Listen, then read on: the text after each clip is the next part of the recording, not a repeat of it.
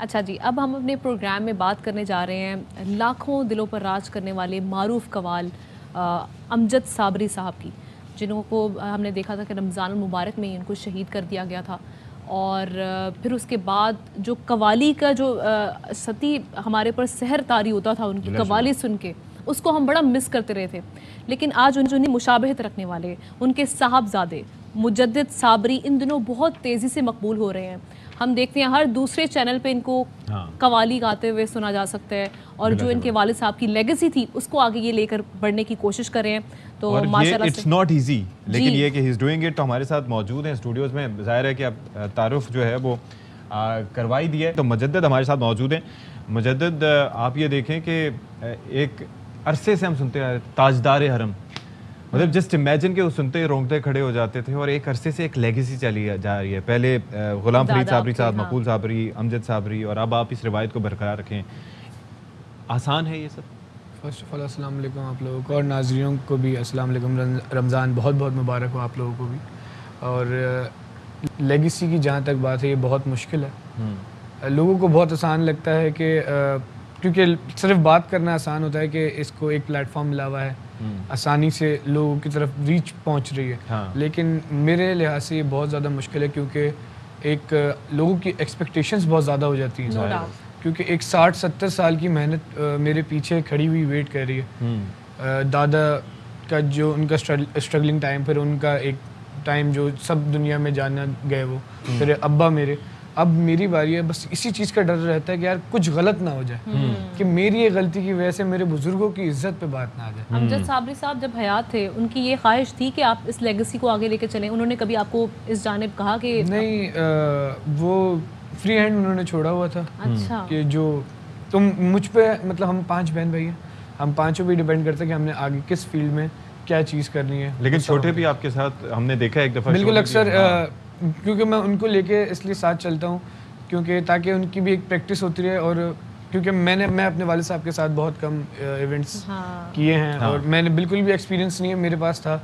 अब तो अल्हम्दुलिल्लाह मुझे ऑलमोस्ट 1.5 साल से ऊपर हो गया है प्रोफेशनलिज्म के साथ काम करते हुए। तो मैं ये चाहता हूँ कि मेरे भाइयों के पास छोटे कोई एक्सपीरियंस हो, कि खुदा न खास्ता, क्योंकि मौत तो बरहक है, किसी का कुछ नहीं पता, लेकिन मेरे भाइयों भी ट्रेन होने चाहिए। चलें, आज से 4 दिन बाद आपके वालिद साहब अमजद साबरी साहब, जिनको पाकिस्तान में, जिनके काफ़ी मद्दा, बल्कि पाकिस्तान के पूरी दुनिया में उनके करोड़ों मद्दा पाए जाते हैं, तो आज से 4 दिन बाद उनकी शहादत का दिन भी है और बरसी है। बिल्कुल याद ताज़ा हो गई। और जाहिर है कि वो हादसा भी अब भी वहीं से लियाकताबाद के पास से गुजरना होता है, तो जाहिर है कि दुख की कैफियत तारी हो जाती है कि किस तरह से अपने घर के पास दिन दिहाड़े उनको शहीद किया गया।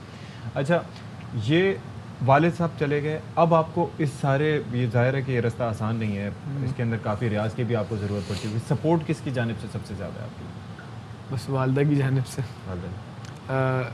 सपोर्ट एज सच तो सभी करते हैं अपने तरीके से, जो जिसका जो फ़र्ज़ बनता है। लेकिन मेरी वालदा जो हैं, उन्होंने हर किस्म से सपोर्ट किया है।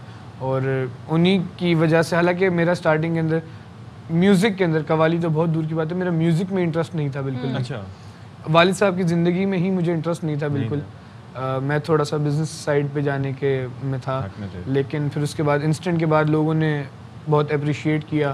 फिर लोग चाह रहे थे कि मैं परफॉर्म करूं।